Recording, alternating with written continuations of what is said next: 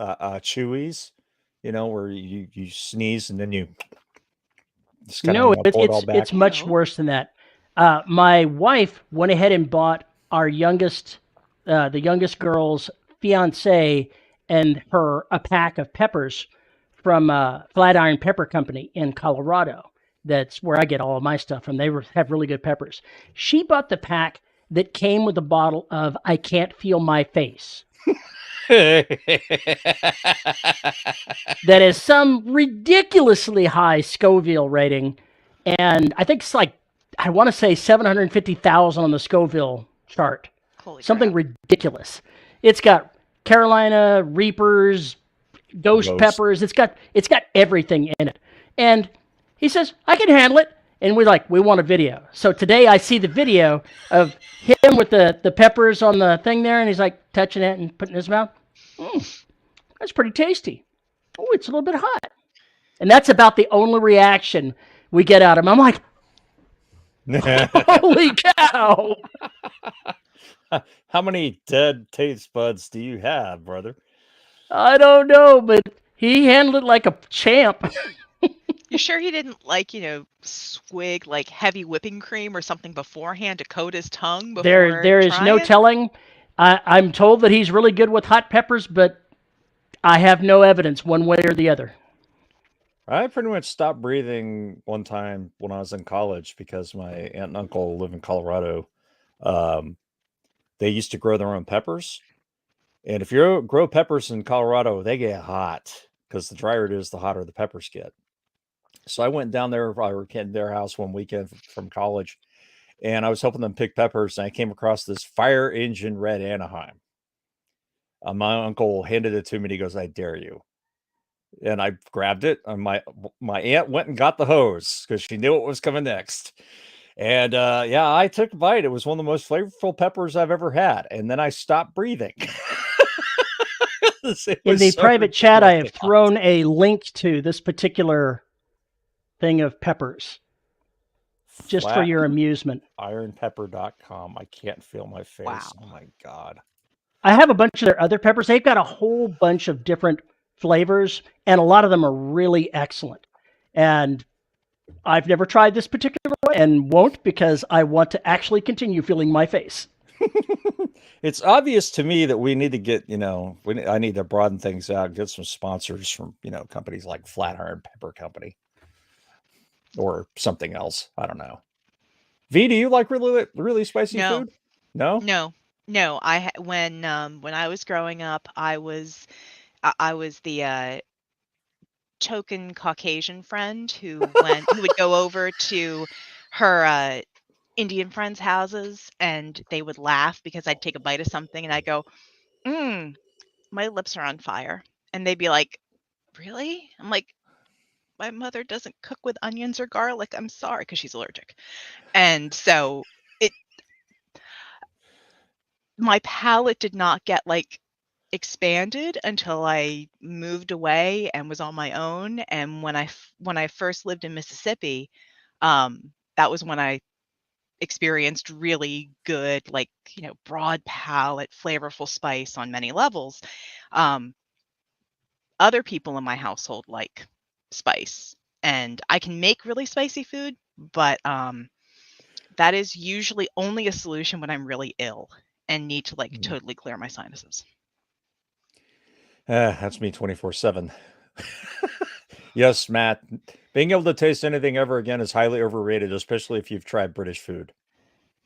I've heard all these complaints about British food for most of my life, and I've been there, and I've eaten British food, and it was okay. But you have no taste. It was okay. Oh, I wouldn't go that far. I would say y'all need to learn how to use hot sauce. I would say y'all need to learn how to use spices. I would say that for a country that conquered so much of the goddamn world, y'all didn't learn a damn thing about spices or cooking. I mean, shit, how many times you conquer France? They at least know how to fucking cook. Let's conquer the world for its spices. There we go. And then they failed to use them. And then they failed to use them. It's people say buying books and reading books are two separate things. Clearly, capturing spices and using spices are two totally different separate things. God. Oh man. Yeah. Yeah, see, it was basically they wanted to rob the entire world of culinary Diversity. enjoyment. Yeah, diversity, that too. They wanted to make everybody just eat bangers and mash. That was the plan for world domination. Make everybody's palate as sad as the British. Got it. So that's why everybody is leaving the Commonwealth? Is I that think why? there are other reasons for that, but okay, let's go with that one. Hello, folks. Welcome to another episode of Dead Robot Society. I'm Paul E. Cooley. I've got Veronica and that Terry Mixon guy with me. And we are here today to babble and I don't know, what else are we here today? Oh yeah, we're supposed to talk about like writing and fiction and things like that and pop Those culture. creative things. Creative Mhm. things and talk to listeners and watch for cats. There goes Yes. Shadow. And things like that. And of course, we need to just sit there and make a lot of fun of British food, apparently, because Matt brought it up. It's all Matt's fault. And Matt's not just in Britain, he's in Wales, if I remember correctly. Don't they have dragons in Wales? Maybe it says London has some of the world's top restaurants. They're all French. So mean. Pretty rough. Tough crowd, tough crowd. No, this isn't just Bash the British podcast. You stop that. So what have you guys been up to? Oh, that's a good question. It's an excellent question. Paul, what have you been up to? I don't know. I think the person who just came back from vacation should come on, because I want you to know something. The moment we started last week's episode and you weren't there, we got asked if we had already kicked you off the show. People were like, did you guys already boot her? What the hell? I was like, No, I She had. came- Come Shortest up, tenure what- ever. one show with us, and she needed a sabbatical. That's all it took, was one show with us. I had a vacation weekend planned with with my family, and it's kind of hard to get my oldest, who's in college, for his schedule to line up to take vacation with us. But quick little vacay, it was nice. I actually got writing done. Good. Because when the ship is in 6-foot seas and winds are gusting between 25 and 30 knots, they don't let you go to port. And I've been in Florida long enough. When the high in the Bahamas is 65 degrees, I do Oh. not go in the water.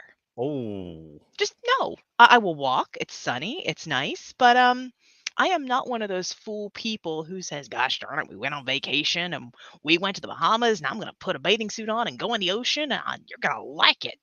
No. So how is writing when the whole thing is doing this? Oh, it's not that bad. I mean, I've been on smaller ships in worse seas, and you're hanging on for dear life with both hands so you don't slide over, and you're praying that the ship doesn't get struck by lightning. Ask me how I know. But this was just, I didn't feel it much as long as I was like midships or below. And even on the upper decks, for a while they didn't let anybody go outside because safety. yeah. But I outline with a notebook. So I found a cozy spot, got coffee, and sat and wrote. And it's terrible outlining. You get all the good ideas down, you start going through, and then you have to stop. And then I got back here, and a couple days ago, I opened it like, what was I thinking of? What does any of this mean? These were great. Now I got through like my setup, and I had my catalyst moment. I'm at my debate moment. I'm like, what the? There was something genius there, and I left it at port. It did not come back with me. I've got to make something up again. You drowned It's your like outline? it's like a story that Christine Catherine Rush told us a decade ago at one of the workshops that I went to.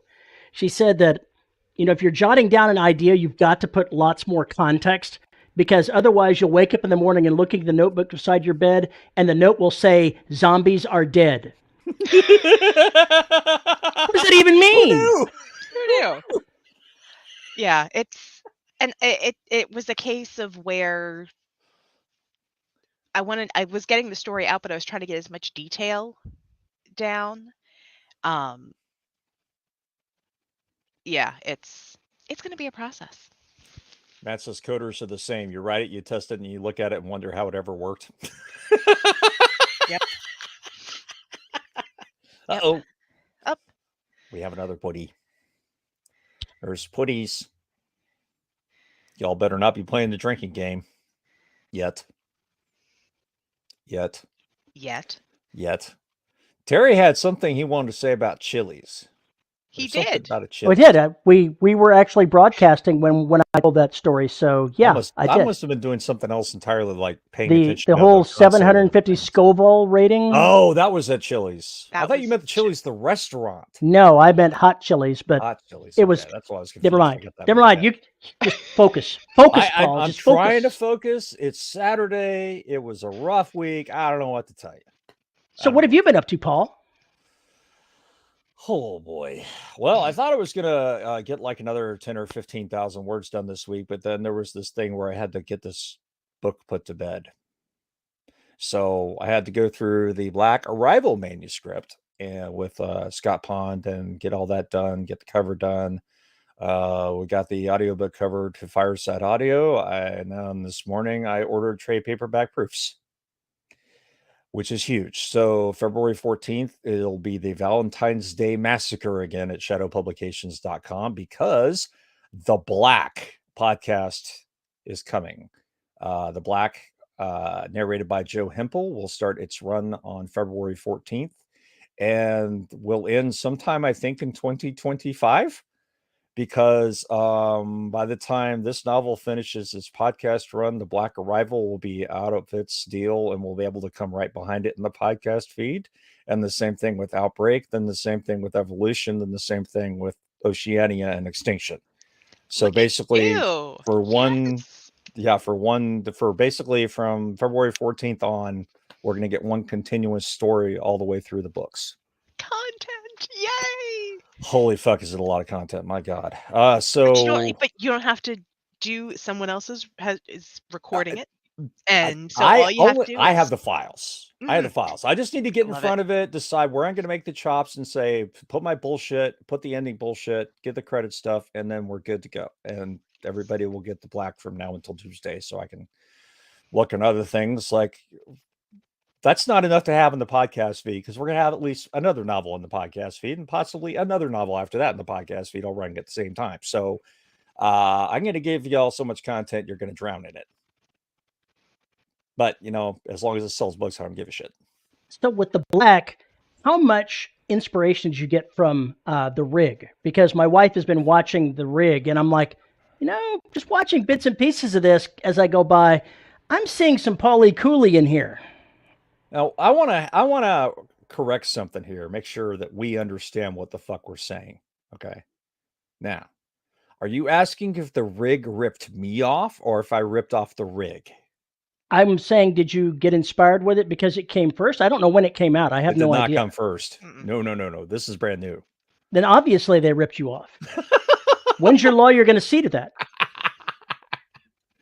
My understanding is it's completely and totally different. I think it was Matt and I had this conversation on Discord. It may have been him or it may have been somebody else. It sounds like it's a really cool show. It also sounds like the beginning is a little too much like mine, but that doesn't really mean a whole lot because I don't think there's really much to that. It sounds like a cool idea, but it sounds like it's more like Stephen King's The Mist than it is what I do. With M2, so I'm not all that worried about it. I think it's cool that people it seems to have caught on. I think it's cool that the Brits finally have something about that. But I do find it rather interesting that 2 years ago I got a call from somebody asking me if The Black was in development, and when I went and looked her up, she was a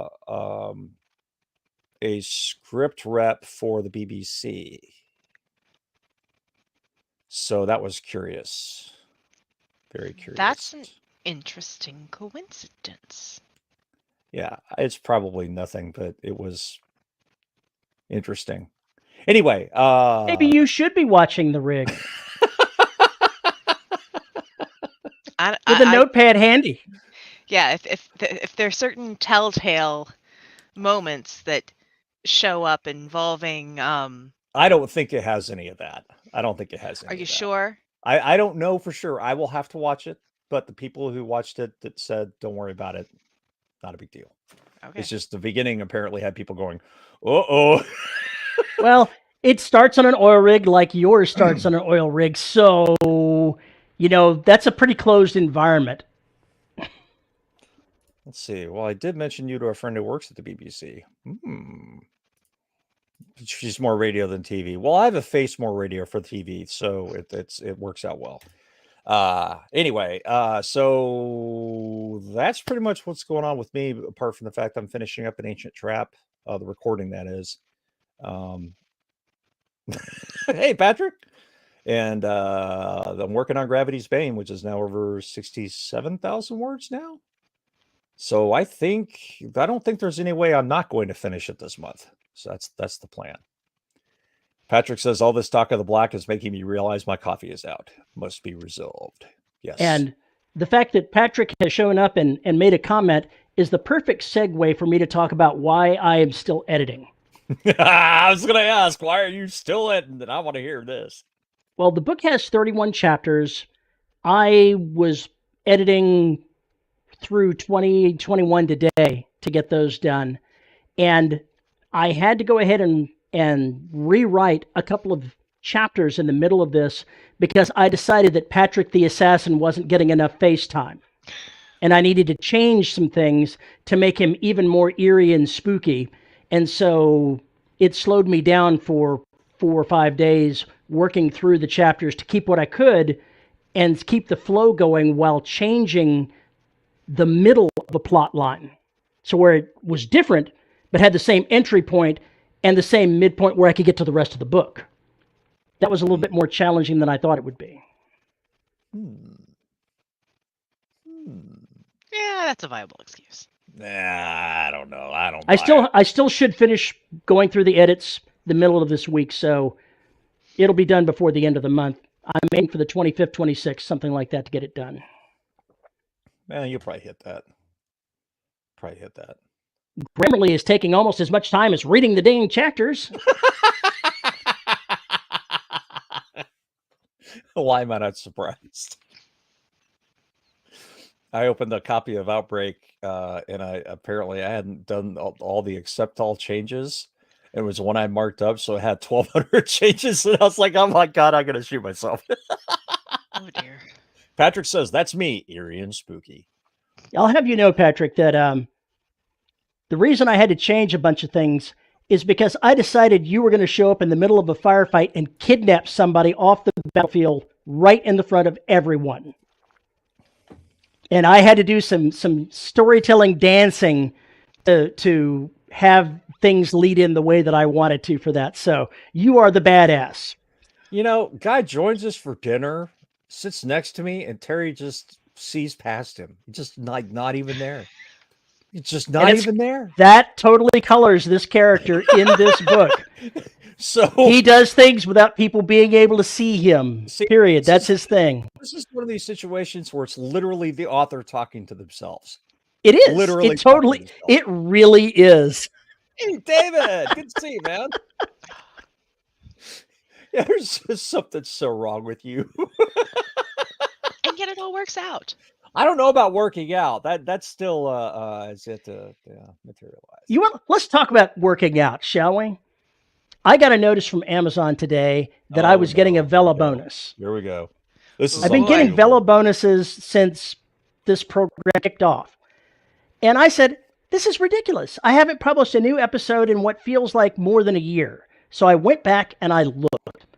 I started posting the 30 episodes that I posted in June of 2021. I stopped October 15th of 21. So it's been in excess of a year, and I'm still getting Vela bonuses on this. So I went and I looked.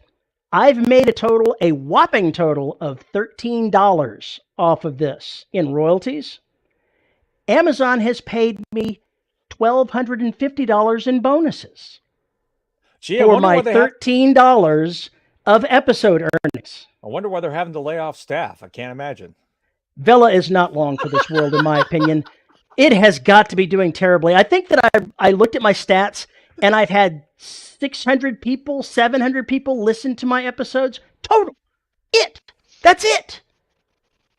Why am I getting bonuses? It's terrible. I don't know what they're doing, but it's got to be wrong. Oh, but they're laying off all these people. I don't get it. I don't get it. Amazon canceled Amazon Smile, which is something that you could designate a charity to have a portion of your stuff go to. Yeah. They wanted to smooth things out so that they could just declare a few limited categories of people that you could support as far as the charities. They canceled their magazine publication thing. They're going through and they're canceling things because they are in the process of hurting for money, and I cannot see how Vela is surviving. No, I mean, I saw the thing about Amazon Smile, and that annoyed me because, one, I use it all the time, and a lot of, like, elementary schools, high schools, community stuff, they'll say, hey, this is how you find us, and put us on Amazon Smile. So it was an easy way, especially when you've got to make a bunch of big purchases, or if I'm doing business purchases through Amazon, I can just go through there and designate it. But that's like, well, crap. There's a kitten rescue in our neighborhood that picks up the cases from the various shelters that are injured, that are sick, that are very young, and tries to nurse them back to health. And my wife and I give to that regularly through Amazon Smile, and it really breaks my heart that they're going to lose the income from that. Mhm. Well, you've managed to totally grind the show to a halt. Well, I was only talking about Vela because it's amazing to me that that program still exists. I knew within 2 months of it starting that it was a failure. It did not take me 2 months to figure that out. I think we kind of knew before it went live it was going to be a failure. I kind of did.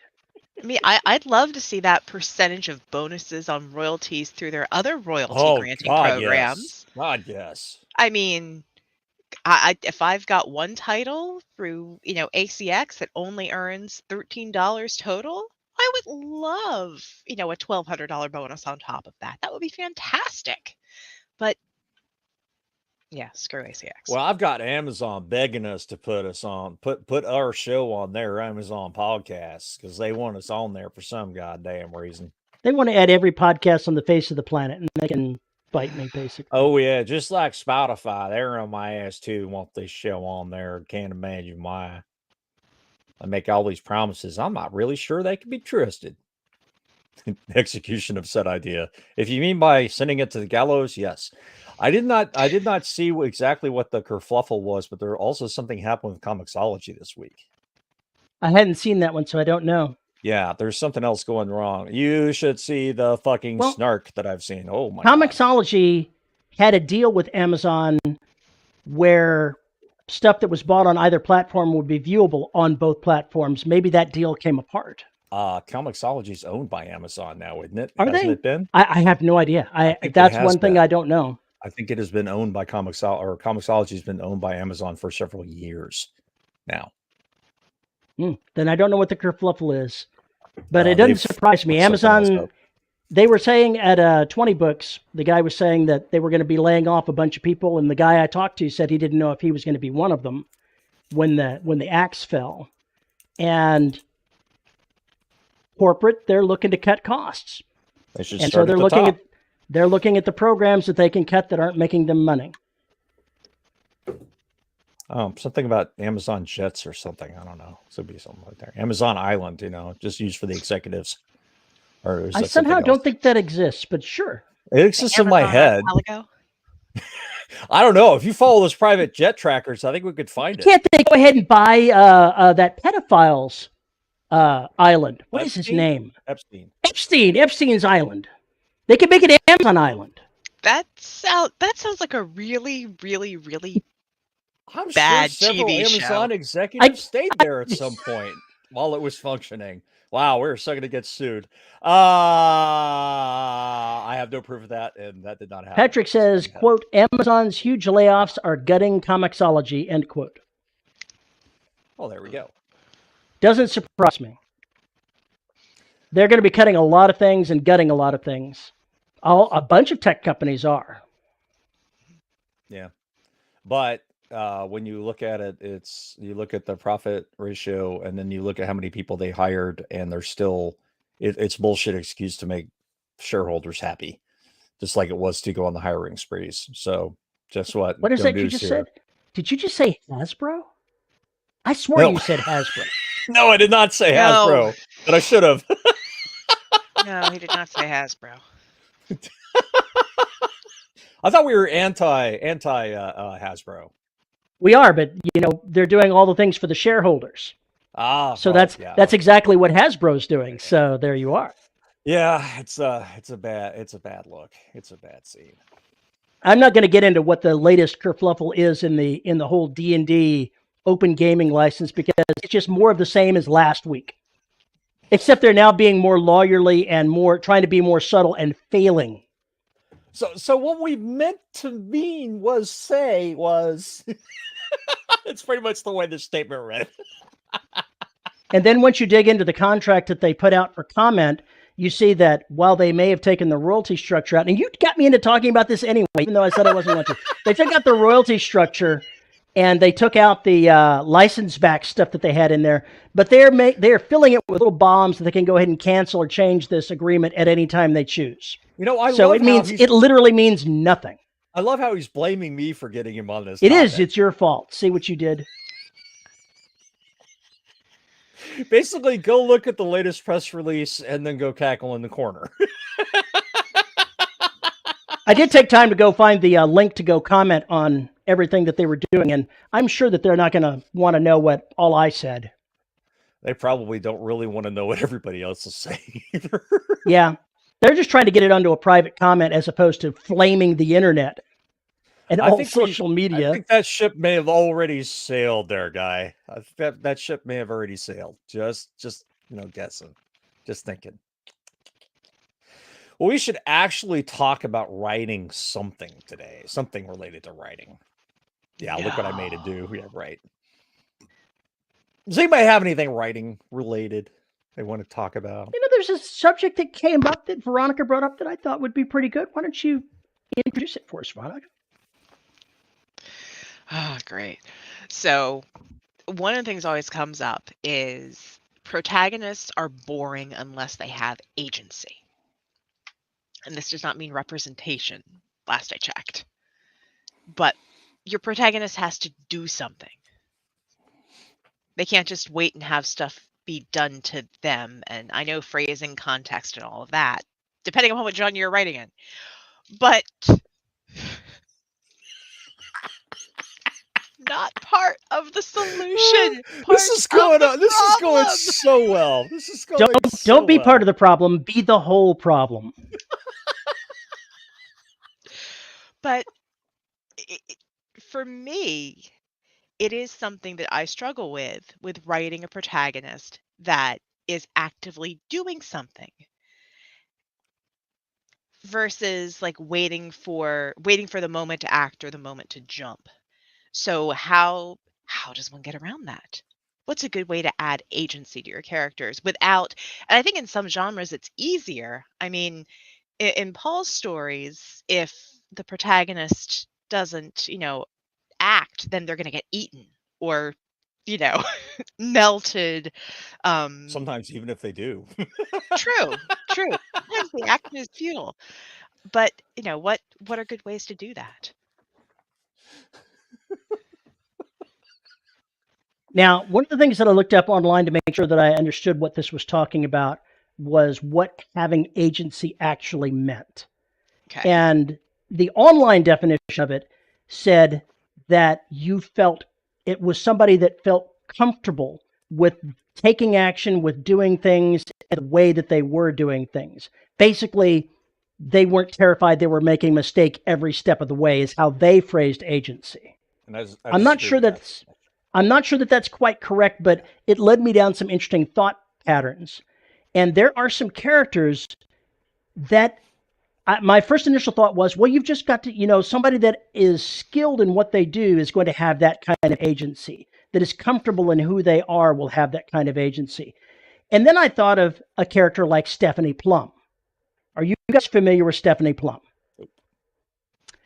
It's a character, I forget what the author's name is, but she is a New Jerseyite, and through a weird set of circumstances ends up being a bounty hunter, and she is the most unqualified bounty hunter on the face of the planet. And things do not go right for her. Things always go wrong for her. And if there's a place where things can go even more wrong than they were going before, they will. Yet the character still has agency because she acts, because she does something even though it doesn't turn out well. She keeps doing things. What's that song? I get knocked down again, but I get up again. Yeah, that's the same sort of thing. And that's where my brain went. You have agency as long as you keep doing things, whether you know what you're doing or you don't. As far as characters waiting around for something to happen, characters get stuck. People get stuck. You have to find something to move them. You have to give them a reason to move. You have to give them a reason to go where you want them to go, which is not usually where they want to go. So you have to give them a compelling reason to do that. Obviously, something chasing them and threatening to eat them is a good way to do that. Yes. Obviously, having something or some person chasing them while wearing a clown mask with a dagger in one hand is probably another way to do it. Another way to do it is simply have something emotional that's going to drive them to that place, or pull at some point of loyalty. Maybe an old friend is calling and asking them to do something that is going to force them to have to face some kind of fear. Maybe give them something that is going to force them into facing that kind of conflict of making a choice of whether they want to stay in their bubble or whether they want to take it over. I mean, there's a certain amount of fatalism that I think you're talking about here, V, which is you're Candide waiting for the world to move around you. And characters, we all get stuck in that place too, where we don't know where to move, we don't know where to go, and we just freeze until something compels us to move. Well, that, and the one thing that I've observed firsthand is that people, even if something is terrible, if the individual is comfortable with things being terrible, they're generally willing to sit in that equilibrium unless there's a need to get out of it. Right. So sure, you might be at a lousy job and you might be content being at that lousy job, but what's the big thing that will make you quit, find a new job, or go down a different path? Maybe the one day you walk in and your office is blown up. Maybe it's the one day you walk in and your replacement is sitting at your desk. And oh, by the way, you're fired. It's Joe versus You have the read volcano. Stephanie Plum. Yeah. But it's also is this too melodramatic? Is it too much? I mean, my solution when I was trying to outline was, I'm gonna blow something up. That's always a good thing. This is my to keep things going. going. This is, if anyone wondered why, I'm definitely part of the problem and not the solution. When I write things, generally I will blow something up or set it on fire. That's just do both. They'll get for more, but it's the only way to be sure. One of the things that makes it hard to have a character with agency is passivity. If the character is passive, it's really hard to have them have agency because there needs to be motion. To have agency, you have to be doing something. And just sitting and accepting the status quo is not going to make a character that feels like they are comfortable in their lives and doing the things that they want to do. Again, you have to have something to kick them in the ass. Mm-hmm. If you got a character like that, you have to have somebody come along and kick them in the ass. Let's talk somebody that we all know, Princess Kelsey. In the beginning of the Empire of Bones, she did not know anything about what she was doing. She was having to struggle with everything that she was doing, and she did lots of things wrong, but she didn't stop. She kept doing things, and she had agency because she refused to let the circumstances drive her. She was going to drive what happened, right or wrong. And that works even for a character who just is committed to something. Mhm. You know, even if they don't know what they're doing, even if they're doing it terribly, you know, kind of like writers, we just keep plugging along and going with it. There's no reason to keep continuing, but it's something we just have to keep chasing. And there's no end goal. There really isn't. It's every book you finish, for instance, is just, well, time to write the next one. It's just basically it's a Sisyphean task, and the characters are kind of stuck in that too, unless you kick them in the ass and get them moving. And you got to give them reason to do that. At the beginning of the story, they may get pushed. By the end, maybe they should be pushing. So I think that's basically the catharsis that the kind of track that you might need to have. So you're saying gosh, I'm going back to what I used to teach. You're saying that the character needs to go from having an extrinsic motivating factor and shifting into having an intrinsic motivating factor by the end of the story. Was he speaking in some of that academic ease or whatever the fuck they call it? Going from having Yeah. external events drive the actions to having internal motivations drive the actions. Yeah. Yeah. So a sense of agency is really when you take control, because before then you're reacting to events rather than participating in them. Agency may not be taking control. It's trying to take control, because sometimes that's not exactly easy when the outside events are rolling over you. Yeah, but you have control. Trying to control. Or when you have other characters going and switching the rules on you. If you get to that halfway point and you decide that, oh, guess what? This character's been lying to you the entire time. They're not who they really said they were. It's like, I'm going to hurt you. Then you have a whole another bit of, well, now I'm not doing it because other people are pushing me. I'm going to do this because I'm going to teach you a lesson. Because I've had enough of your shit. It's payback time, Dread. God, please don't ever do that again.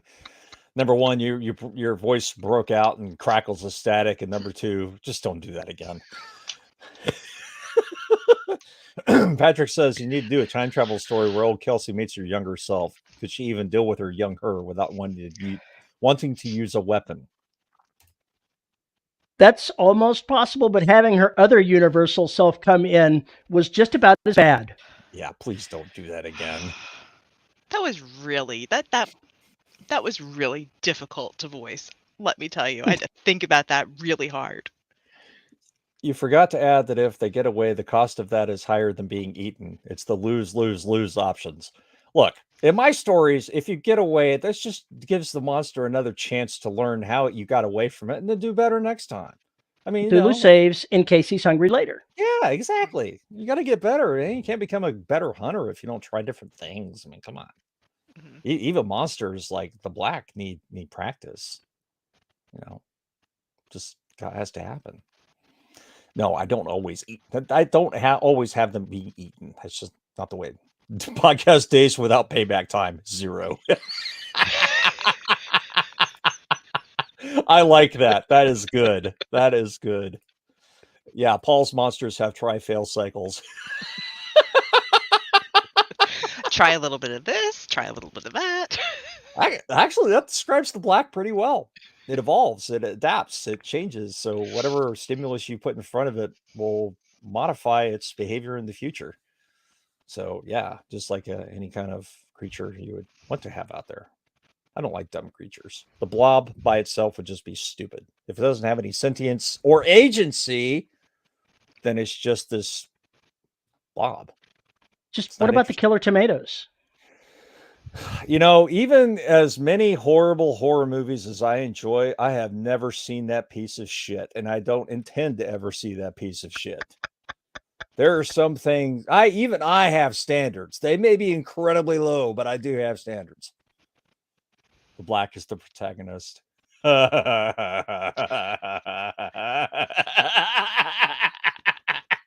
I can't wait for you motherfuckers to read An Ancient Trap. I can't wait. I can't wait. Oh, well, everybody is the hero of their own story. The Black is the true main character.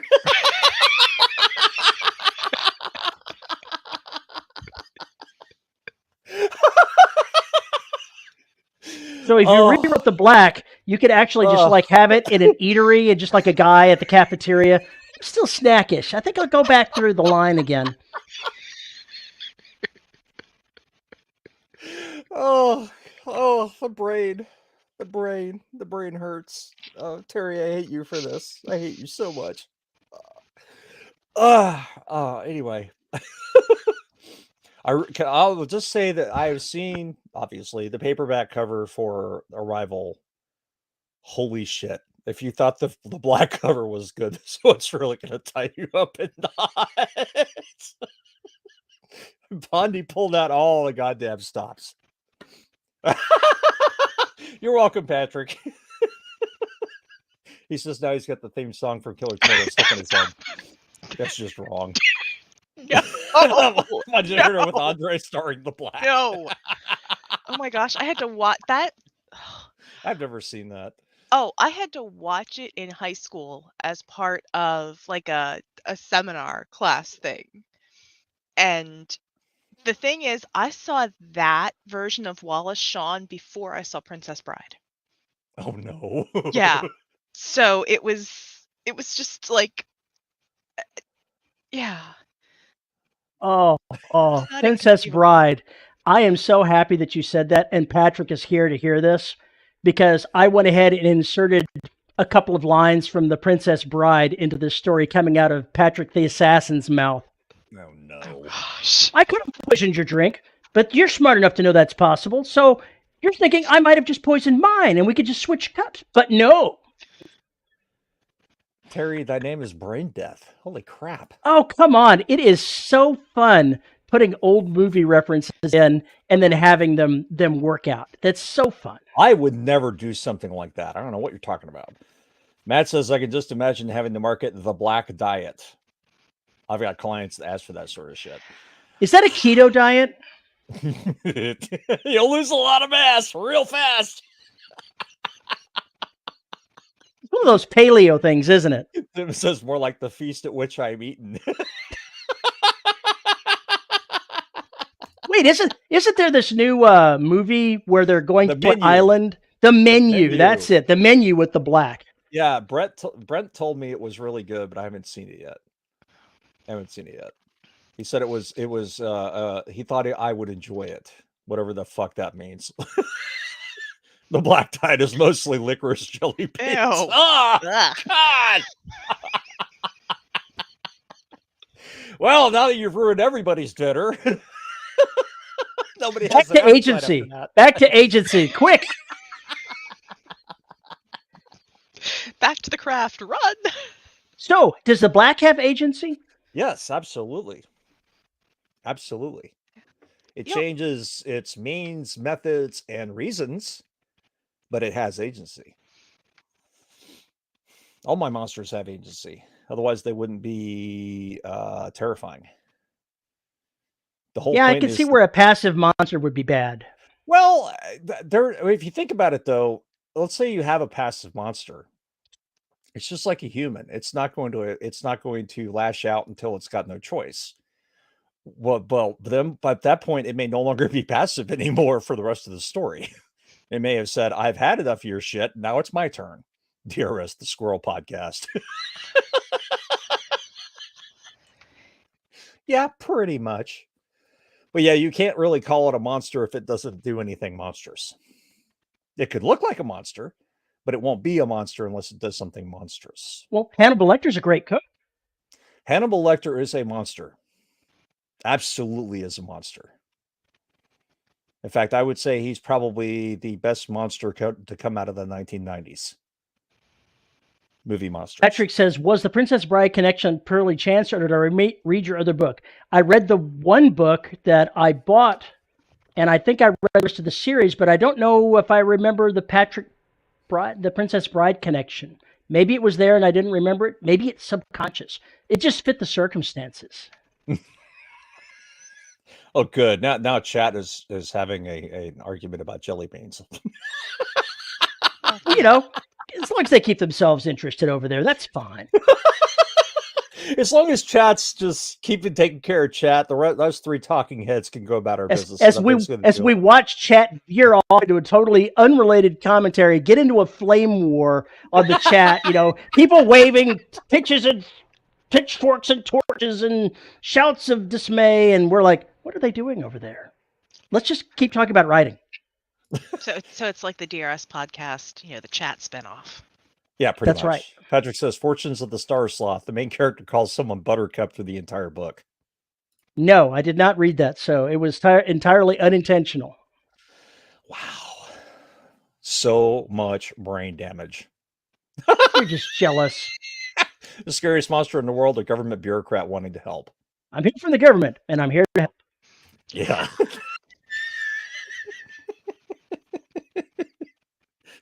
I don't know. I've heard worse ones. And there's also state government bureaucrats. Speaking of from the government and here how not to help, there's a guy that hosts one of these Area 51 websites. Oh no, that kind of thing. Oh, Apparently, he posted some pictures that the government wasn't exactly happy about. So they raided his house and his girlfriend's house and kicked in 3 doors and ran over a gate and dragged everybody else out with guns in a pre-dawn raid and caused $25,000 worth of damage and stole all of his electronics and now refused to even talk about it. Oh, damn. Wow. Wonder what he saw that he wasn't, or what he got on film he wasn't supposed to get on film. I have no idea. Maybe, But they're here to help. Yeah, they're Maybe there to help you. He had a collection of photos about under-investigated cryptids. That's it. That's got to be it. He found the Czechoslovakian dick wrangler. That's what it was. He found the Czechoslovakian dick wrangler. The scariest monster is a corporate lawyer. The reason why V brought up the Czechoslovakian dong wrangler, not the dick wrangler, same difference. I brought up in the cryptids. pre-show. You gave it a name. I brought it up in the pre-show, and I can't even remember why this came up in the pre-show, because that's usually how the pre-show happens. And whatever happens there, we try and forget it because it's usually brain damage and very scarring. But I was listening to an episode of Distractable, and they were going through a list of top 10 bizarre cryptids, and the Czechoslovakian dong wrangler is one of them. We still don't know exactly what wrangling a dong means because that definition or meaning was left out. So apparently we have to use our imagination, but apparently it is credited with having wrangled 60 dongs at once. I don't know what kind of rope you use for that. I still say if it's a cryptid and it's in that case, it has to be like a border collie. Border collie for dongs. Okay. The dong wrangler was 60 dongs. Sounds like that movie, The Full Monty. The Full Monty. That's a musical, right? They made that into a musical. I didn't know that. No, I did not. It truly shouldn't shock me. I wonder what dongs sing for the musical. Actually, no, my brain went to scary places. Stop it. Stop it now. I will have to find it. So there is a theater / comedy / Thanks, David. Thanks. So there's a theater acting troupe called Star Kid. And they've been around for at least a decade. They are known for their Harry Potter musical. That's how they got started. And it's a spoof. They started with a spoof of Harry Potter, but they have a bunch of other musicals that they've written and put together. And one of them that relates to this lovely, lovely conversation, it is called Me and My Dick. Excuse me? The closest relationship a guy can have. Yes. It's a love affair, me and my dick. There is costuming and characterization to this point. I will have to find a link. Because there's music and songs and dance numbers. Black the musical. Okay, that can open up for the one you're talking about. Oh, that's bad. Black Sabbath. Me and my We have wandered Problem, away from agency again. Oh, I don't know. I think we're I don't perfectly know, on that- agency that- now. We're all over agency. that musical is a A wonderful guy and his example of dong. Which one has the agency? Let's think about that, shall we? everyone's a hero of their own story, so Oh my god. Oh, my brain hurts. He is the whole problem. Well, she's just part of the problem because I'm part of the problem. But she could be the whole problem. Sure shit, not the solution. Oh no! I'm not in a dick costume. Fuck off. You kind of look like you are. That's just his face, though. Just let that go. It's just his face. oh gosh, that's rude. So much Ah. brain damage. Oh, so much brain damage. Chad is steering this ship. You think Chad is steering the ship now? Wait till the Patreon show after this. If things are this bad now, I can't wait to see what they're like in 15, 20 minutes.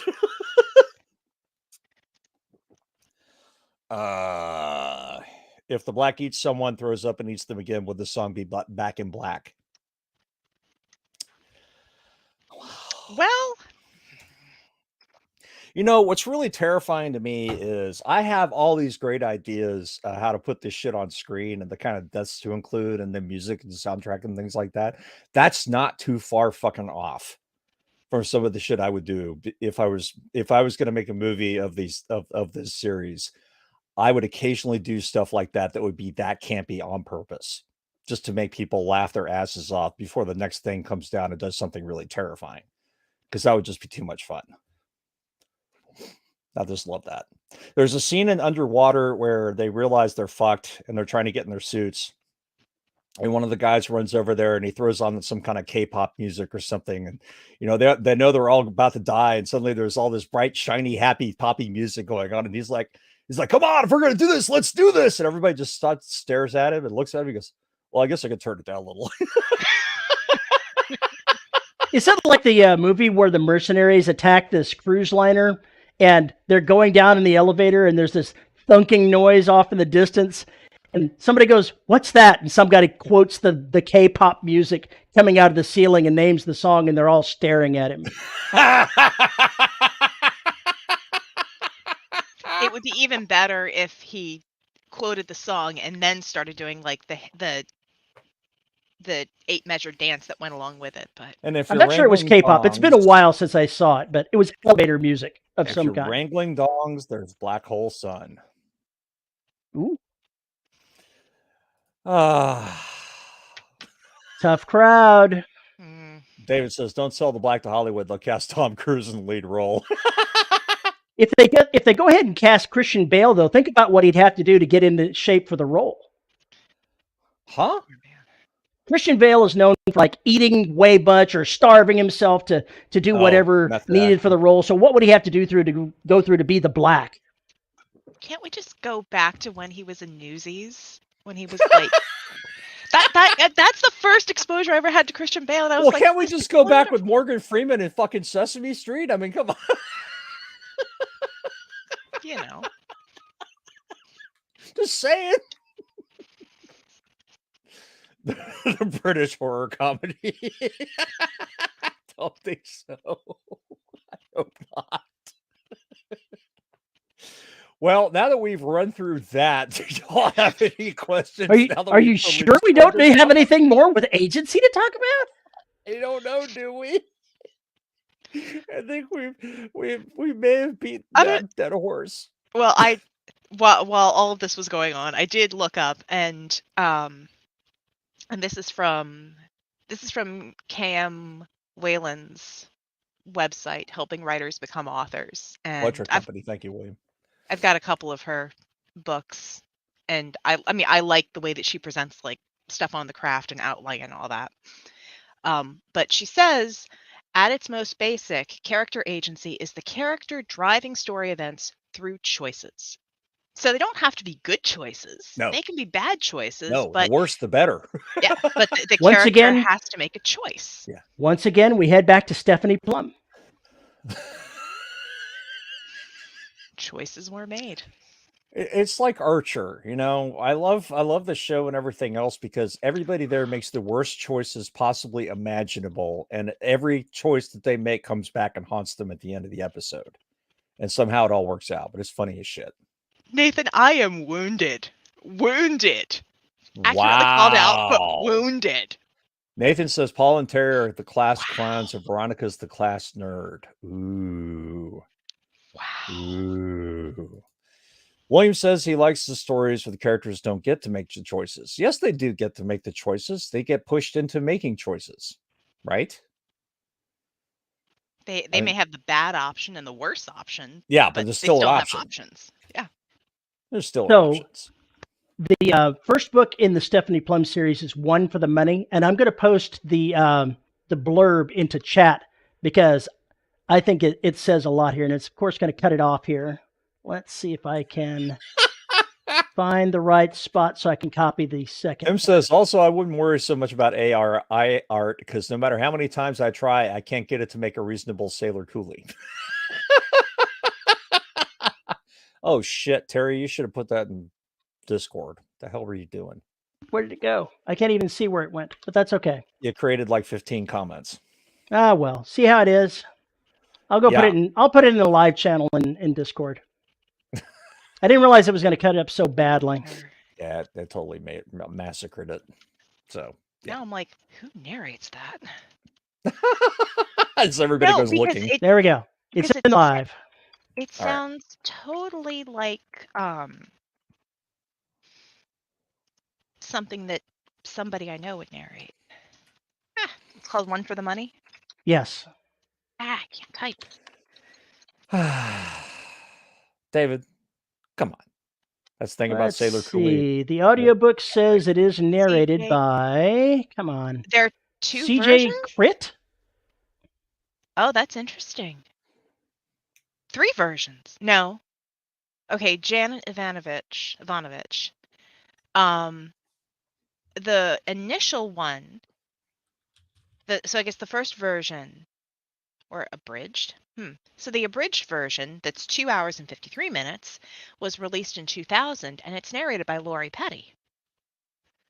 But CJ Crit is the narrator for this particular book. Oh, Which means what exactly? it's the unabridged version, so it's the full book. It's not just a synopsis. Gotcha. But I don't. But yeah, so that people narrate generally in certain genres, and this person has also narrated Barbara Kingsolver, Patricia Cornwell.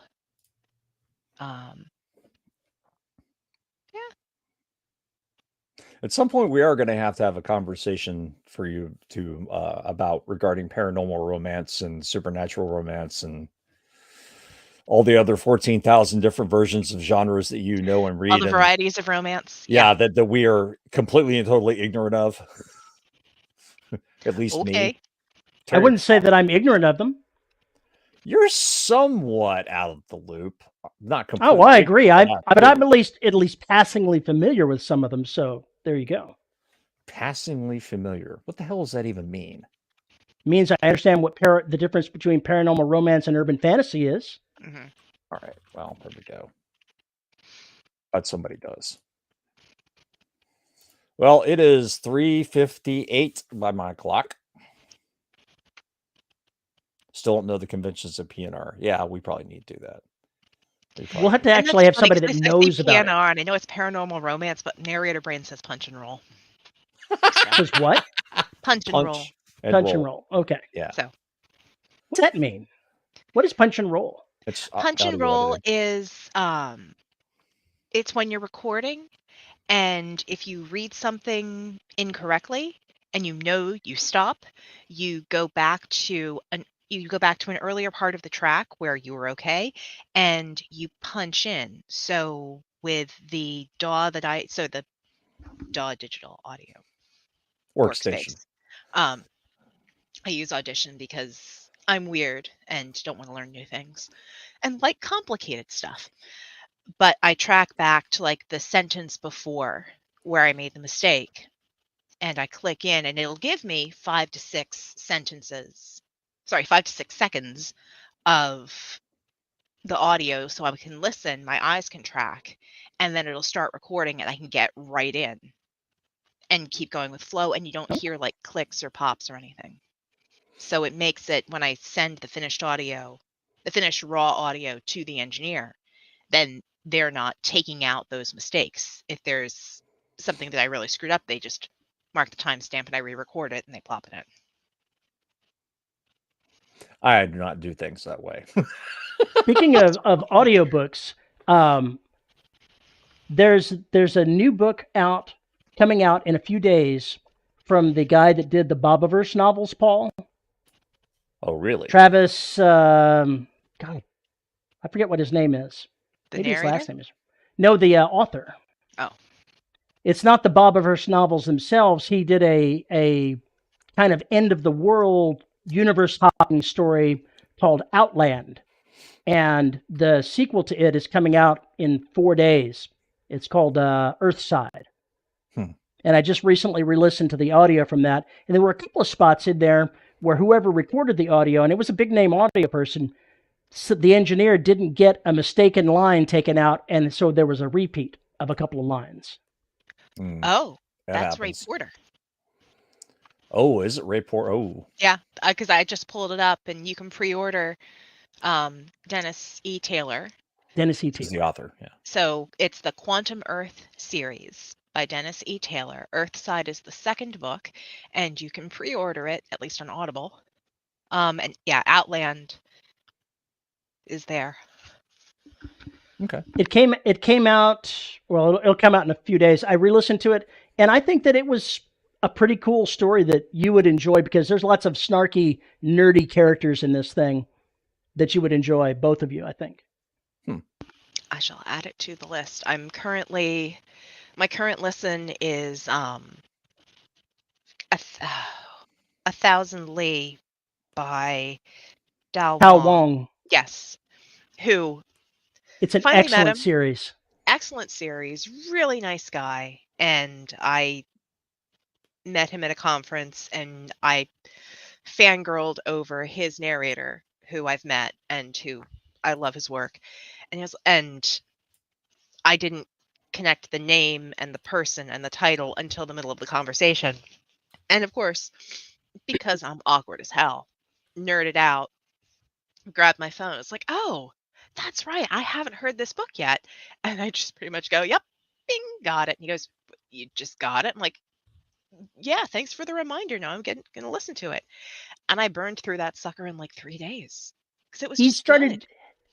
Tao has started doing something that I think maybe other authors should think about. His stuff, a lot of it is on Kindle Unlimited, but he started sending things out to his mailing list saying, the next book, which in this case it was The Third Kingdom, which was the most recent one in A Thousand Li, came out a month early on his website. You could order it there before it came out on Audible. So for a month he could sell it on his own and then sell it in Kindle Unlimited. And that's really smart, because then you're hitting your super fans and your dedicated fans. And then they'll be able to talk up the book and, leave reviews and post about it and all that. And for people who may have discovered him later, then they can go, oh, that's when this next book is coming out. Oh, I don't want to wait. I need to go to the website. And so you're cultivating. I mean, it's super smart. It takes a lot of planning, a lot of agency. See what I did there? But it's super smart. Uh-huh. Uh-huh. Uh-huh.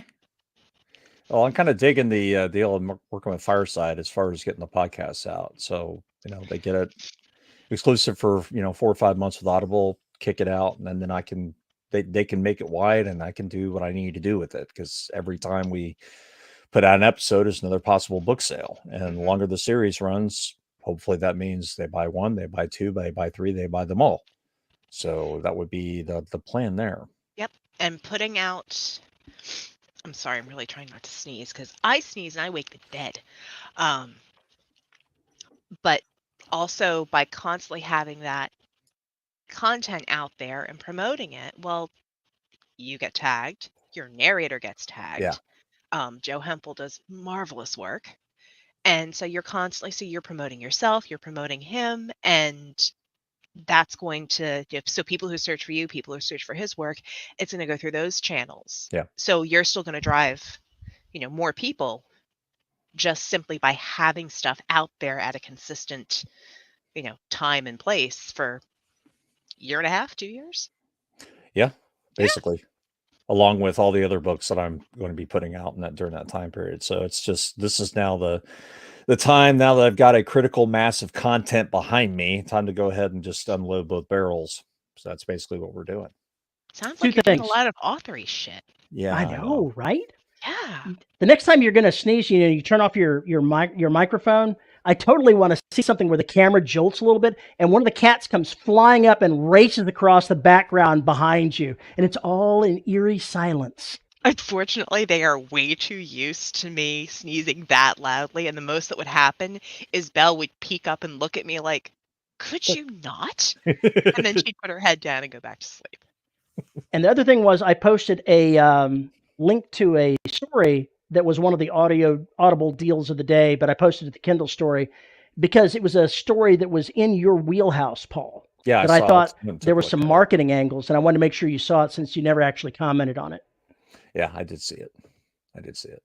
We'll talk about that in a few minutes because we need to bring this to a close so we can do our DRS After Dark with our members. Ooh, it's like OnlyFans for writers.